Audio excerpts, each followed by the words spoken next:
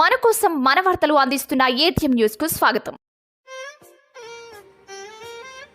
ఆత్మకూరు నియోజకవర్గ ప్రజలకు గణతంత్ర దినోత్సవం సందర్భంగా శుభాకాంక్షలు. ఇట్లు వి చీర్ల చిన్నారెడ్డి, తెలుగుదేశం పార్టీ, ఆత్మకూరు నియోజకవర్గం.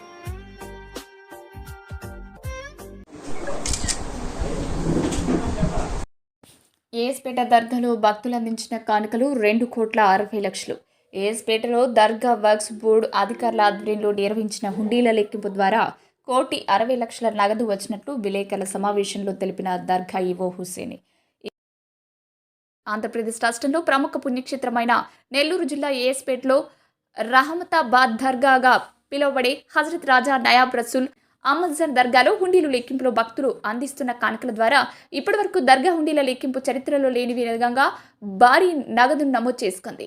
దర్గా నిర్వహణలో చిన్న వివాదం కారణంగా గత 12 నెలలుగా దర్గాలోని 17 హుండీలను తాళాలు వేసి లెక్కింపు చేపట్టకపోవడంతో భక్తుల కానుకలతో హుండీలు నిండుకున్నాయి. దీంతో హుండీల లెక్కింపు కోసము ప్రస్తుతం ఇన్ఛార్జిగా ఉన్న ఈవో హుస్సేని జిల్లా వర్క్స్ బోర్డు అధికారులకు తెలపడంతో జిల్లా అధికారుల ఆదేశాలతో హుండీల లెక్కింపుకు శ్రీకారం చుట్టారు.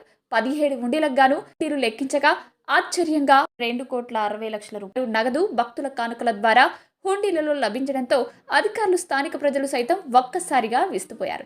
దర్గా హుండీల చరిత్రలోనే ఇంత భారీ నగదు కానుకల ద్వారా రావడం మొట్టమొదటిసారి అవ్వడం విశేషం.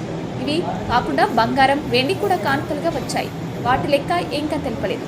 గతంలో ఏడాదికి 5 సార్లు లెక్కింపు చేపట్టిన 40 లక్షల మించి నగదు రాలేదని, ఇంత భారీగా నగదు కానుకల ద్వారా రావడం చాలా ఆశ్చర్యంగా ఉందని అధికారులు చెబుతున్నారు. హుండీల లెక్కింపులో వచ్చిన నగదుతో పాటు మరియు రూముల బాడుగల భక్తులు అందించే డొనేషన్ల ద్వారా 98 లక్షలు రాగా మొత్తం 2,60,00,000 రూపాయలు వచ్చింది. ఇంత భారీ మొత్తం గతంలో ఇప్పుడు కూడా ఏఎస్పేట దర్గా చరిత్రలో రావడం జరగలేదని, మొట్టమొదటిసారి భక్తులు కానుకల ద్వారా ఇంత భారీగా దర్గాకు ఆదాయం ఇవ్వడం ఎంతో ఆశ్చర్యంగా ఉందని అధికారులు, స్థానికులు తెలుపుతున్నారు.